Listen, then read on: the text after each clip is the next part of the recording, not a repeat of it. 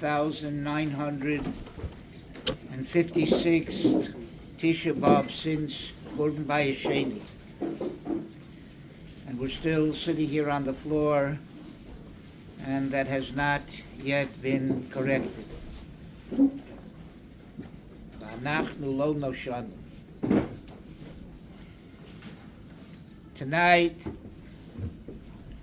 the Ribono Shel Olam instituted that every Tisha B'Av night, specifically, there's a chiyuv to cry, Bocho Sivke Balayla, because we cried a Bechia Shel Chinam way back by the Chet HaMeraglim. So we were destined to cry a Bechia L'Doros, as one medrash says, or as another medrash says, a Bechia Shel Mamish, a real worthwhile Bechia. And how important is that Bechia? It's not only us who are crying, but it says that the Malachim cry tonight. We'll see in the Kina that we say after Eicha. And the Mikdash itself, the Kosel, is crying. And even the Ribono Shel Olam is crying. Rabbi Yaakov Emden says the following: V'kan mokum sheroi laharchi bo hadibor. He says here is something that's kedai to enlarge upon. Ilmole lohoya ella avon zebi odenu. If we didn't have only this sin, she'ein misablim al Yerushalayim karoi, that we don't cry properly, with that misabel on Yerushalayim properly. Dai laharich golasenu. For that alone would be enough that the Gola should continue. V'hu be'enai hasiba krova hayoser geluya. In my eyes, says Rabbi Yaakov Emden, this is the most obvious reason and cause. Atzuma v'chazaka l'chol hashmados hamuflagos, for all the terrible hashmados that happened through history, even including those in our time. Simchas Torah 2 years ago, Hanoros, Hamavhilos, Harayonim, Asher Motzonu Begolos, all the terrible destructions that happened throughout the centuries in our Golos, Bechol Mekomos Pizurenu, and they happened all over the world. Out Savarenu Nirdaf, and we've been chased and pursued by the Goyim everywhere. And even today, terrible anti-Semitism everywhere over the world. Lo hunach lanu lahargia bagoyim. We have never had a real rest in any country for too long. Im shifluseinu, and we've been degraded. Ein inyanu umerureinu lefi yotza evel halaz milibenu. And one of the reasons, he says, is that we don't mourn for the Beis HaMikdash properly. B'yoseinu shoktim be'eretz lolonu, because people are very complacent and at peace with being in Chutz La'aretz. Shochachnu es Yerushalayim, and even here in Eretz Yisrael, we forgot Yerushalayim. Below all Salav Avenu, it doesn't make a difference to us. Al Kain Kenes Milev Nishkachnu. Therefore, since we forgot the Beis HaMikdash and forgot Yerushalayim, we've been forgotten, like a dead person. Midor dor nosaf yagon al yigonenu machovenu. Every generation increases more sorrows. V'chasher yochiach hanisoyom b'yichud b'yom Tisha B'Av Amar. Even today, Tisha B'Av, it's clear from experience. Mi v'mi hamisabel b'nana. Who really is misabel? Who really even groans? Al churban habayis u'shimos arsenu. Keroi mim'im kehalev. Who really from the depths of their heart mourn the Beis HaMikdash and mourn our Golos. Kama demos nishbachos alzos. How many tears are really shed for the Beis Hamikdash and for Yerushalayim? Ve'ein tzorich lomar b'shar yemei hashana. Surely the rest of the year. It doesn't happen on Tisha B'Av. Surely it doesn't happen the rest of the year. Ein zocher ve'ein poke ve'ein dover dover mimeno. Nobody mentions it. Afilu b'machshava lo bo zichrona. We don't even think about it. Ke'ilu mikrahu ha'yalon. As if it all just happened, happenstance. Nobody takes it to heart. Gaon, Dov Tzvi Kalerenstein, the Rosh Yeshiva of Grodno Zatzal, asked a very big question on this Yaakov Emden. Just because we don't cry for the Beis Hamikdash, so the Rebbeinu brought all these terrible sorrows on it? Is that sin so great that it deserves all these terrible, terrible sorrows? All these terrible shmodos?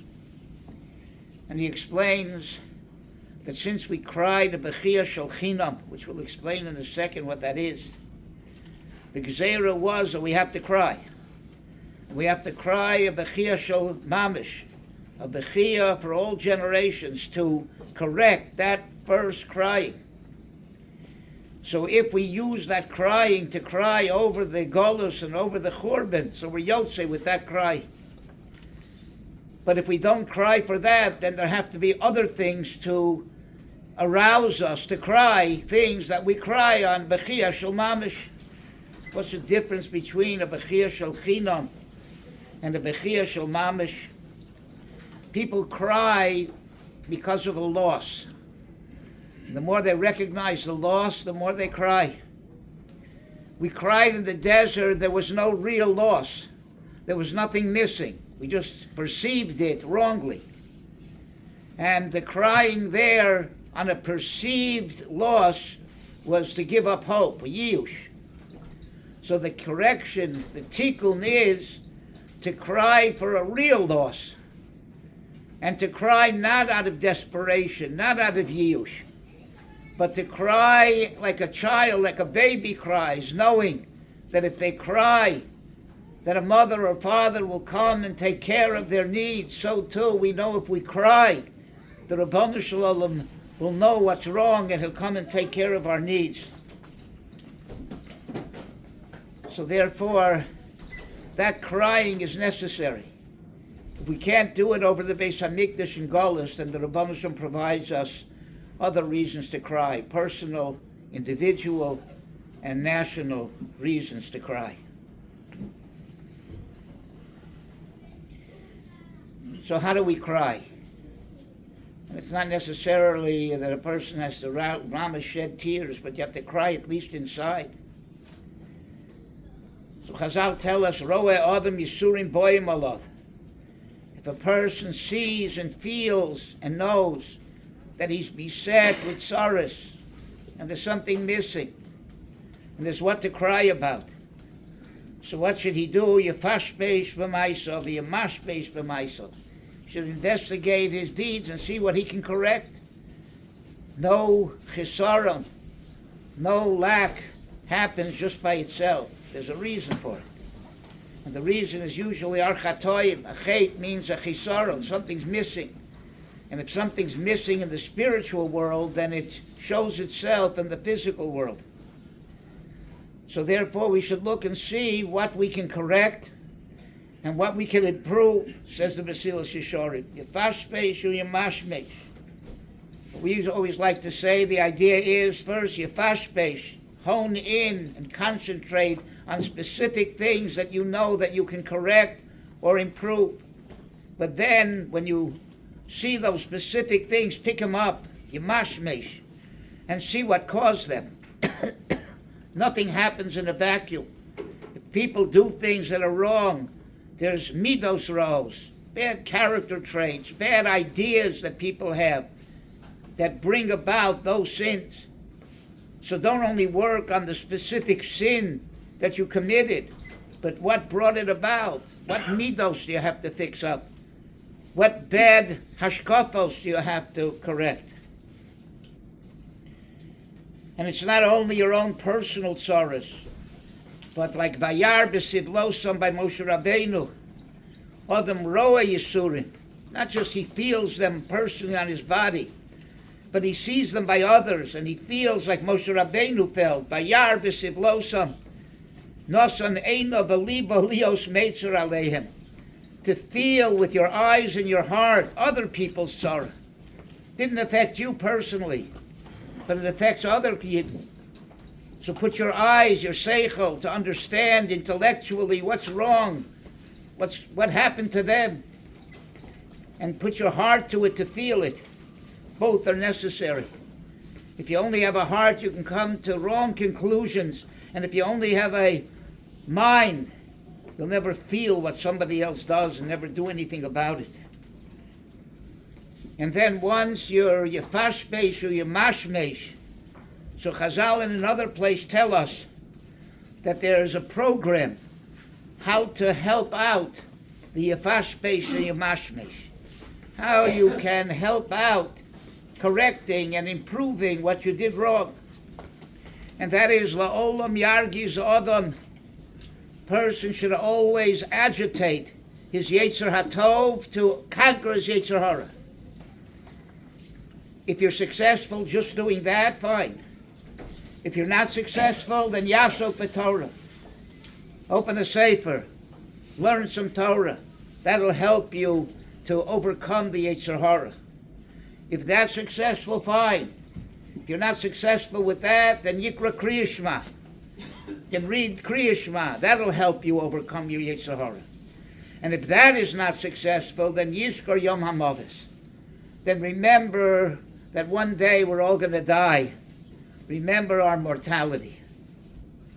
So they ask very simply, if remembering the day of death is going to make you successful in overcoming the Yetzer Hara, in doing tshuva, in correcting and improving, so why beat around the bush? It's nice to learn Torah, and it's nice to say Kriya Shema, but right now you want to investigate what you can correct. So get to the point. Remember Yom HaMavis. Why bother with the other things first, if in the end you're remembering Yom HaMavis is going to do the trick? So I think that remembering the fact that we can die and are going to die can have three negative responses. And until you delete those three negative responses, you'll never be able to come to the positive response of remembering our mortality. What are those three negative responses? The first one is Kochi Botzim Yodi. Okay, people die, but not me, because I'll do everything right. I'll jog, I'll eat only health foods, and I will live forever, or at least as forever as I can. Nothing can happen to me, right, because I will take every measure possible to preserve my health and preserve my life. That doesn't mean that you shouldn't do that. But to think that that's going to be a cause, right, doesn't happen. Doesn't happen. You say the person who invented jogging as a healthy thing died in a heart attack during jogging. So there's no guarantee.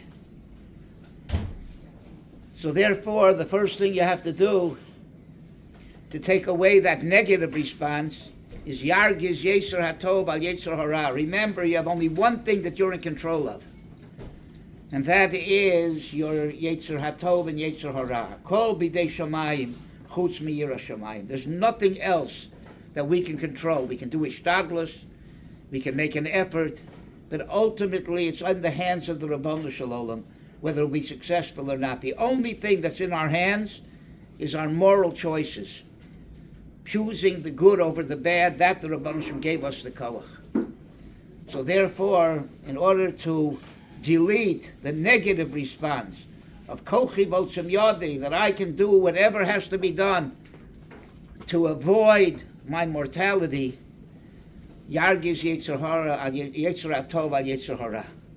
The second negative response is that nothing's worth anything. Just be depressed. We're going to die anyway. What difference does it make what we do? Pull over the covers and stay in bed. Be depressed. Nothing's worth anything. It's all going to end anyway. I'm not going to be here. Whatever I accomplished is going to be forgotten. And that, Yasok b'Torah. Torah gives importance to every physical thing in this world. There's a mitzvah or an aveira, how you can use this world. This world is eternally important. So Yasok b'Torah will counteract that bad response of nothing's worth anything. Hakol hevel, but everything is not hevel. Torah makes everything important if you use it properly. And lastly, a person can say everything's hefker. I'm going to die anyway. Achol v'nishteh ki mochar namus. Eat, drink, and be merry. For tomorrow we die. Hefkeris. To counteract that, read Kriya Shema and see there's an Ol Malchus Shamayim, there's Schar and Onesh, and the world's not hefker. You can't just do whatever you want. Those are the three things that are necessary to be able to counteract the negative responses of Sechiras Yom HaMavis. And once you counteract those three negative responses, then there's a positive response. If life is short and it's important, then every moment is important. Yesh kono lomo b'sho'achas. It's possible for a person to acquire his olam haba in 1 second. And every second has the potential of eternity. Every second, whether you're doing something good or avoiding something bad, you're creating eternity. You're creating olam haba. So life is very, very important, and it's short. It's not a long life for anyone. So take advantage of it. Make the most of it. That's the positive response of Zechiras Yom HaMavis. And in our experience these days, it's not hard to deal with all of those responses. We see hostages who their whole ability to make any choices have been taken away from them. Their life is not in their hands, the hands of monsters, of cruel people. They can't make any choices except for one. And that is Yargiz Yetzer HaTov al Yetzer Hara. Just a shining example, but there are many others, is Agam Berger, hostage, not able to make any other choices, but she was able to choose Ki derech emuna bacharti, even under those circumstances. The person can be inspired by those hostages. She's not the only one. Made tremendous choices when they had no ability to make any other choices except for the choices, the moral choices of improving their ruchnius. And when you run to a shelter and you know you have 10 minutes to get there, every second and every minute is important. And you know that life in this world, every second counts, because every second can mean the difference between being safe and not being safe. And when we hear of Rahman al-Islam, our holy and precious children being killed, soldiers, so you realize that every bullet and every missile has an address, and the world's not hefker. And life is not guaranteed for anyone. And therefore it's easy to understand how important it is to use the life that we have. It's a precious gift, to use it properly.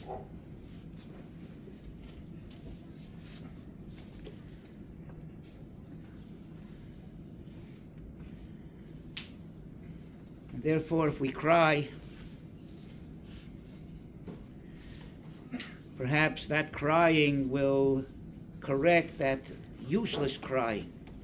If we cry begging the Rabbanu Shalom to recognize what we're missing, And there is plenty missing in this world. And we cry out to him to take care of it, not out of yiush, but out of emunah and bitachon. And maybe we'll fix up that crying. Had we cried then before the Golus, we never would have gone into Golus. The Medrash says that Nebuchadnezzar told Nebuzaradan, who actually exiled us, not to let us rest until we cross the Nahar Pras, till we cross the Euphrates. Because he's afraid if the Jews rest, they'll start to cry, and we'll never be able to exile them. So he kept them going and moving until they finally crossed over Nahar Pras. They were out of Eretz Yisrael. They already were on the way to Bavel. And that's what it says in Tehillim. Al Naros Bavel Shom Yoshavnu. That's the only place that we were able to rest. The Gam Bochinu, and then we cried.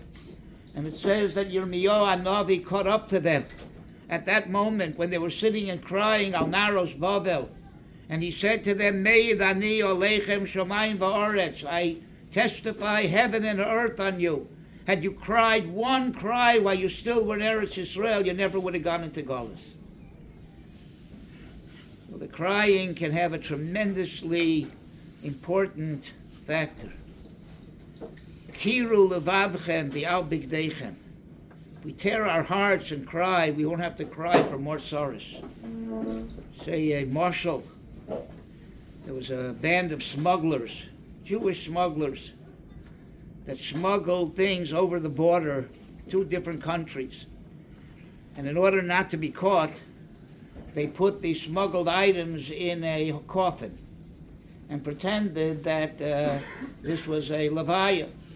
So, and they allowed funerals to be taken between one country and the other.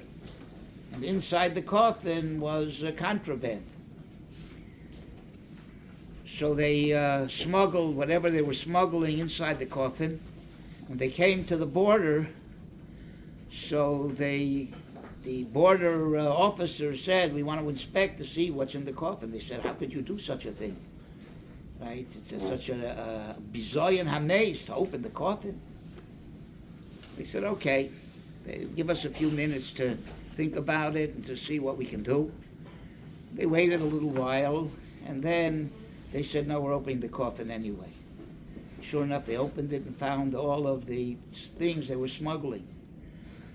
They said, you should know, the only reason we opened the coffin is because nobody here was crying. Funerals, people usually cry. Right? He said, but you weren't crying. So we suspected that there's no body in that coffin, that it's something else. At that moment, they burst out crying, knowing that they were caught and were going to be sent to prison. And the officer said, had you cried a little bit before, you wouldn't be crying now. So too, had we cried before, we wouldn't have to cry afterwards. Just want to mention a marshal that I heard this week. People say, Lamaisa, we have so much Torah, and we have so much osher. What's to cry about? So there's no Beis HaMikdash. What are we missing?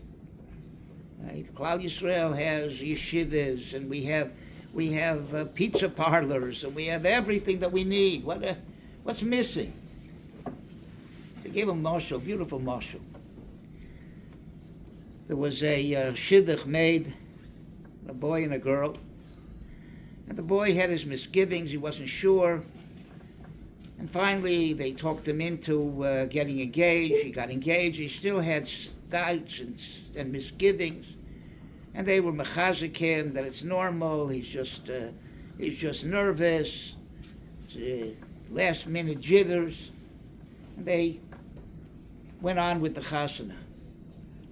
Chasana was called for 6:30, which means here in Eretz Yisrael 8:30. And 8:30 came. The chassan's not there. So he thought maybe he got in an accident, maybe he's delayed. They called and called, they can't reach him. 9 o'clock comes, 9:30, the chassan's not there. Finally they called the police. And they find out that he's at the airport and he just boarded a plane to run away. There's no way of contacting him, no way of getting him back. So the father of the chassan gets up, very embarrassed, and he says that, I hate to say this, but there's not going to be any wedding. The chassan ran away, and there's not going to be a wedding tonight. I'm terribly sorry you all came here for nothing, but we didn't plan this or whatever. He sits down, and somebody else gets up and says, wait a second. I got asked in the kitchen, they say there are 600 portions here of delicious food. And what are they going to do, throw it in the garbage? And the band is here, they have to be paid anyway. And we're all here, so okay, the chassan's not here, there won't be a wedding. But the mice doesn't mean we can't sit down and all of us have a nice meal, and we'll get up and dance and use the band, right? They'll be paid, have to be paid for them anyway. How many people would stay there and dance and eat the meal when there's no chassan and kala? The main thing is missing. Yeah, everything is there, except the chassan and kala aren't there. So yeah, we have everything. The chassan is missing. The Rabbanu Shalom's not here with us. The Shechina is gone. So yeah, we have all the portions, and we have the band, we have everything we need, except there's no chasana. That's how to look at the situation that we are in. And finally, the Zohar HaKodesh says the following. In Parsha Shmos, Siman Reish Hey and Reish Vav, if you want to look it up. It's going on when Bas Paro opened the little teva, and she saw a child crying, and she said, "Miyaldei ha'ivrim zeh." This must be a Jewish child. Rabbi Liba below miyaldei ha'akum. How did she know it was a Jewish child? How did she know it wasn't a goy? The inu kshekadol, because the goyim are stiff-necked. Ukshe liba, and their hearts are hardened. Miyaldei ha'ivrim rake liba. Jews have a soft heart. And therefore she knew that if the child is crying, it must be a Jewish child. But Tikra Seim Hayelin, she called the mother of the child. Shehoisa Bocha, the mother was also crying. Called Berama Nishma, Nehi Bechi Tamrurim, who's the mother who's crying? Klal Yisrael cry. And the mother cries. Rachel Imenu cries. Mevaka al Boneha. Hu Bocha, the little baby is crying and the mother is crying. Must be a Jewish baby. And on that, Rabbi Yehuda said, L'zimna da'asi maksid, in the future, what does it say concerning the future? B'bechi yavo b'tachanunim. We're going to come back to Eretz Yisrael, we'll come back with Mashiach, with tears, crying. V'omar Rabbi Yitzchak, Purkona di Yisrael, lo talya ela bebechi. Our geula depends on one thing, crying. Kadishtalmun v'yichlun bechi demos the bocha esav, kamei avui. Because we have to counteract another crying. Esav cried when he lost the brachos. And he's crying over those brachos, created a tremendous kitrug on Klal Yisrael who don't appreciate those brachos. And until we can counteract the crying of Esav, we're not going to be redeemed. Dichsi vayisa Esav kolo vayev. The inun, the mean, achisuli Yisrael begaluse. Those tears put us into galus. Kiven the yichlun, when those tears are counteracted. Dimin bebechiyad Yisrael, our tears overcome the tears of Esav. Yifkun begaluse, then we'll go out of galus. Aha du dichsiv bebechi yavo ubesachanunim ovilei. We'll come back, Mashiach, when the crying that we do counteracts the crying that Esav did. So we have an opportunity tonight, B'cho Sifke B'layla, to cry. And if you can't do it actually, if you have a hard heart like I do, you can't come to really shed tears, really to cry, but inside you can cry. That's also something. So Mirz Hashem, think about the tzaras that other people are having, the tzaras of families that have lost dear ones, soldiers, citizens that have died over the year, terrible tragedies. Think of the hostages who are languishing away in the tunnels in Gaza. Think what their life is like, and their families, what their life is like. It should be easy to cry, if not for our own sorrows. Everybody has their peckle of sorrows to cry about. Tonight's the night to cry for. And those tears will definitely have an effect. And in Mirz Hashem, if we cry and wash away the tears of Esav, then in Mirz Hashem we won't have to sit here on the 1957th year from Churban Beis HaMikdash. Next year we'll be able to sit on chairs and say Hallel and the other Nizmor L'Soda for the Geula Shleima that will come in Mirz Hashem B'Karov.